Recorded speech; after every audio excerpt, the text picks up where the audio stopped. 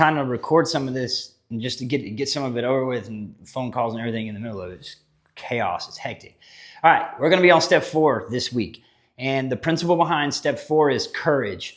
And if you are a part of a program or have done one in the past, and you understand that step 4 is kind of the meat of the program. It's where I'm going to do a deep dive on my resentments, my fears, and what I'll say, personal relationships to me. And I need to look at these things, and then I need to get some realization and perspective behind those in order to change. This is probably the biggest step that I've seen this in amends, where people either stop or stall or never complete.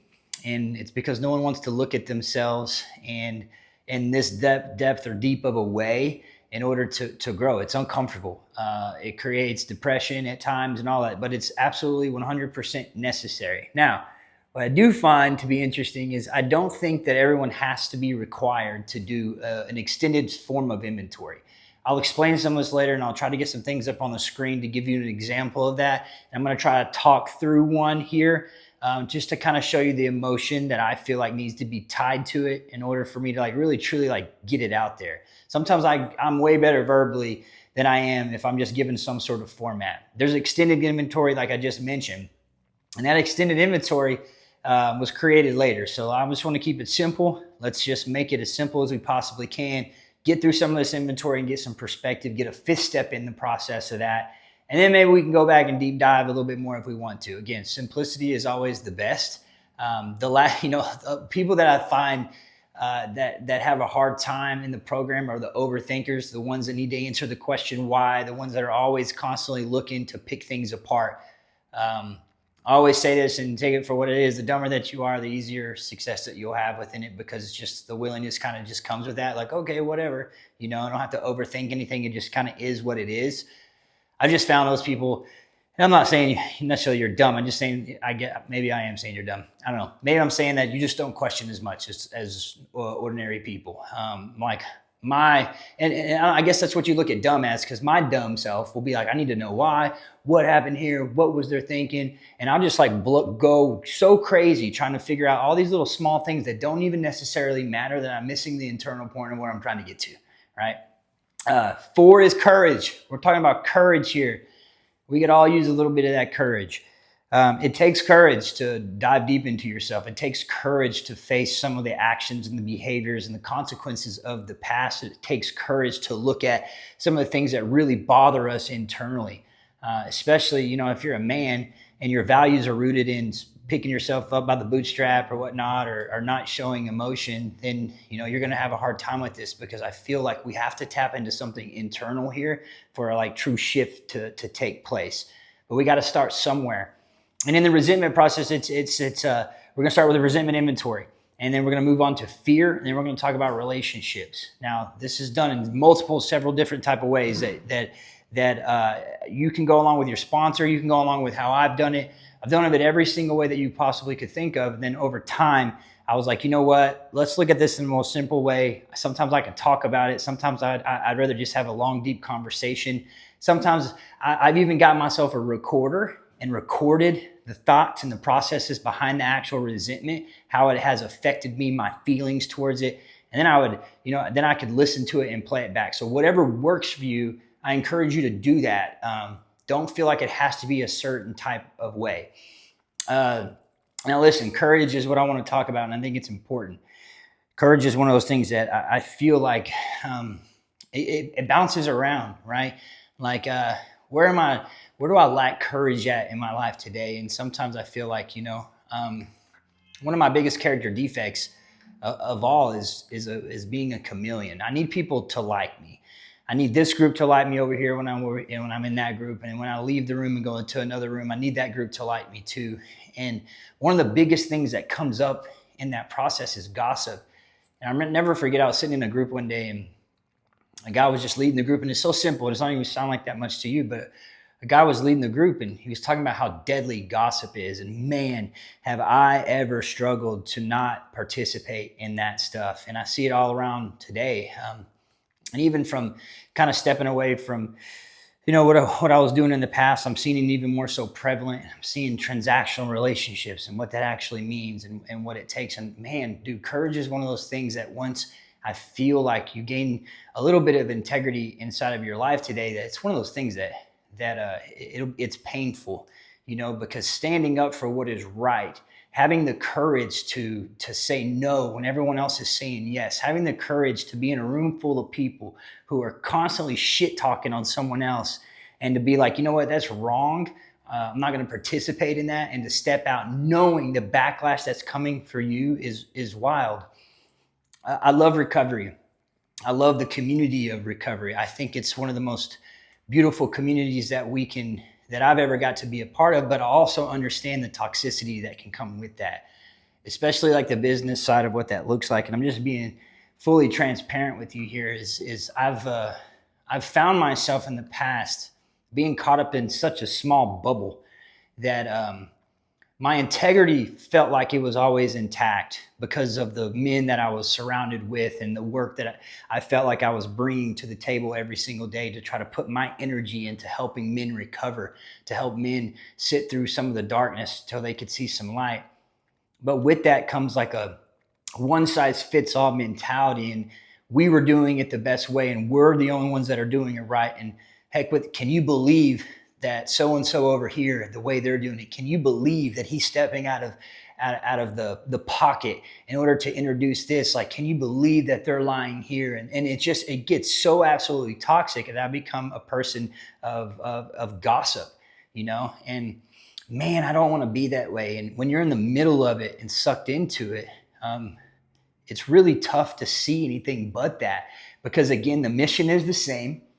We're helping people, but at the same time, I'm, shitting on the way everyone else is doing. And then I'm participating in these negative conversations that are constantly around me. And when I look at it, I'm not being very courageous at all, because the person that I'm trying to be, a person of kindness and compassion, a person that wants to help people, there's nothing conducive to me talking constant shit about how everyone else is trying to do this world of recovery. And me just sitting there and not saying anything about it, or laughing about it, or constantly in the middle of a bunch of bullshit, man. And I think lately has taken kind of a step back and finding my own kind of rhythm and what that looks like in community. And I think that's also why I love my home group so much, is because it's so disconnected from like my actual world of coming in contact with everybody. And I think that's also probably why we butt heads so much. And it's why there's a lack of huge genuineness in relationships today, especially, or at least in my world that it is. It's because I have a different conversation and a different dialogue depending on the people that I'm around, depending on the conversation that's brought to the table. And I don't have the courage enough times, because I don't feel sometimes like I have the footing, and I need to be liked, and I need my job, and I need these people to see this a certain way. I'll just sometimes take a back seat and let that stuff happen. And then I'll participate as if I know those people as my best friends later on. And I'm telling you this in transparency. I'm telling you this because I think courage is one of the things that I have lacked in my life, unless it's convenient, right? There's nothing courageous about deciding to throw people in the mud and drag them around when they're not around. There's nothing courageous about me shitting on a program of other people trying to help people when I don't even know the true facts with it. I've never met these people in my life. One of the things I'm trying to do now today is to I've got a list of people, and it's almost like an amends approach. I've got a list of people that I'm going through my head that I've heard in conversation who I've absolutely never met. I've never sat across from the table from them. I've never heard their story, but I've only heard constant shit talking about these people.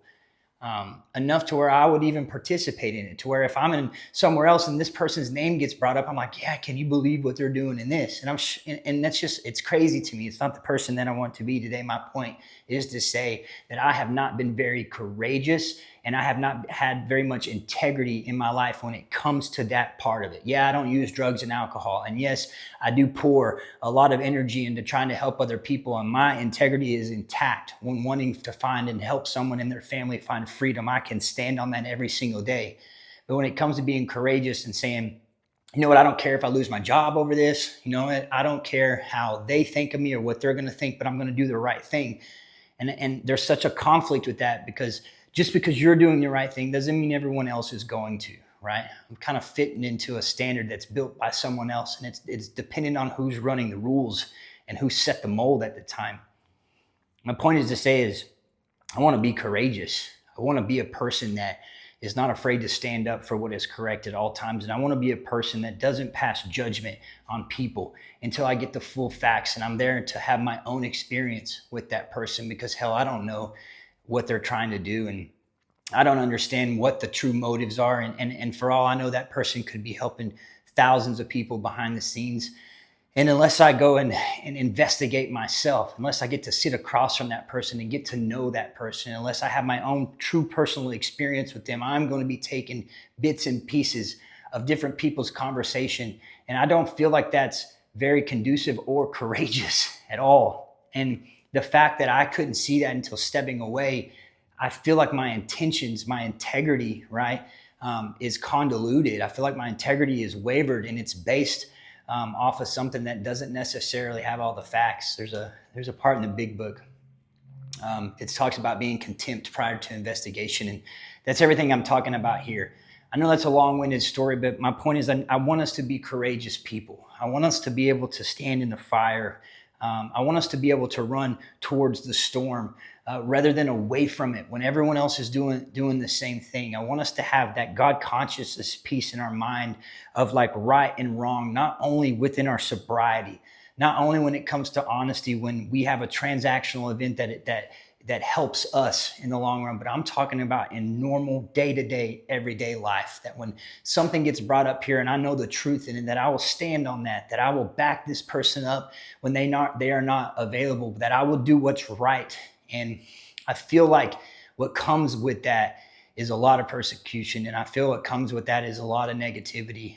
But I feel what is on the other side of that is the true layer of freedom that we're looking for. That is courage to me, to be able to stand up for what is correct, for what is right, to not constantly be caught up in the gossip that goes on in our worlds, because it takes the light away from me, and it takes the internal. If we're not talking about me, then I don't have to get uncomfortable. As long as we're talking about them, then I will participate in that. And I don't want to do that anymore. And I need to implement currently real talk, real live shit right here to you, more courage in my entire life. And the fourth step is all about that courage.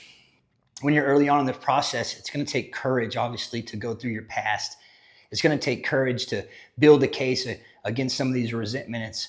It's going to take courage to talk to people and to tell you how these things are making you feel and how did it affect you. And it's going to take a lot of courage to sit across from another person who's hearing you develop this case and create this inventory, and to give you some perspective, to maybe have you see life through a different pair of glasses so that we can have a new experience and to become better people. And I hope that transforms you into courage into your life. And I hope that maybe by watching this video, that it's not something that you have to learn more so the hard way. I think a lot of us, our goal is to just be good people. It's to be a good person, but we have to try to be good people as much as possible. And I fail at that. I'm telling you right now, in an act of transparency and vulnerability to you, that I have lacked courage in probably one of the grandest scale of ways in our own recovery community, of being hidden by the fact that I show up to work every single day to help a group of men, but yet when people come in the room, I'm not very courageous when it comes for standing up for others, or not having all the facts, or being contempt prior to investigation. So as you go along this journey, I just encourage you to stand up for what is right. I encourage you to be bold. I encourage you to be a man or a woman of action and faith, and to keep the hope alive, and to have integrity with honesty, and to be courageous, to not be afraid to stand on an island long enough for others to see some of the truth, because the world is happening and it is moving fast, and we don't have control of those things. But at the end of the day, when you lay your head down at night, I hope that you have that sense of freedom and peace. So when you wake up in the morning, that you know you did your best, and that you did your best by people, to be a good human being, to act with compassion and kindness and love and grace. And you can call that not being a man all that you want to, and you can call that being weak all that you want to. But I think a person who can be emotionally available, to be emotionally honest with how they are and who they are, I think that shows more of a human being and mankind than anything else. And I encourage you to have the courage to do that today. And so when you are embarking on this 4-step, when you're looking at your inventory in your first column, you're writing down, okay, this is who I have the resentment against, and this is why I have that resentment, and it affects me this way. And then when you go to talk about the realizations on the other side of it, I hope you get a sense and a taste of freedom in every single one of those. And then when you go to your fears and you say, well, what is the fear? And then your second column is, why do I have this fear? And your third column is, how has self-reliance failed me within this fear? And then you get to the last, most beautiful part of it is like, and if I've made a connection to a higher power, something bigger than myself, how would God have me be within this fear? I hope that you have some realizations around that. And then lastly, when we get to the relationship piece in all of this, I'm not talking, and it's called sex inventory, but let's look at it like, just put the word relation in there, because I need to know the people that I've aroused bitterness and jealousy, and who I've made skeptics. I need to know what harm and how dishonest I have been to those people. And then I need to know if I owe that person an amends. You know, it says that we have a long road of reconstruction ahead, but I need the material to know how to move forward. I need to be able to analyze and to look at my life, because at the step, when we hit into step 5, the power of choice, in my opinion, returns. And it's the power of choice to be honest, the power of choice to have that courage that is necessary, and hopefully be able to reflect in sobriety today, to know where I'm lacking in my principles, and to know where I need to stand, and to have those conversations. And then if I've heard this about this person and I have this idea of who they are in my head, I hope that you reach out to them to go have a real conversation. That's the journey that I'm on today. After I was going through the material and looking at courage and the 4-step and how that is required, I just noticed that that's one of the principles that I need to work on in my life. You know, it's easy to have courage when I'm trying to be an asshole or be bold or simple tasks today, but it's hard whenever there's a conflict within my heart, when I know that it might not look good on me and I might not get that promotion, and I might cause a ruffle in this relationship, and they might think of me different. But will I have the courage to do what is right? Will I have the courage to go out and meet these people, to look them eye to eye and to have a real conversation? Be courageous. Coming up after this, I'll put some slides up that'll show you some of the resentments in real time, some inventory processes that you can look at. This is the meat of the program. The inventory process is the meat. It's one of the hardest things. It takes the longest, but it's also one of the most freeing things. I'm not saying that you're going to see Jesus or God or whatever, but I am saying that a weight can be taken off your shoulders, and you get the power of choice to be honest moving forward. That material will be in the client and family portals on forgerecovery.com. So, hey, if all else fails in this, there's no message, you're wondering what the hell I'm even talking about, what I'm trying to say is, let's connect to the purpose of principle and courage. Let's be courageous.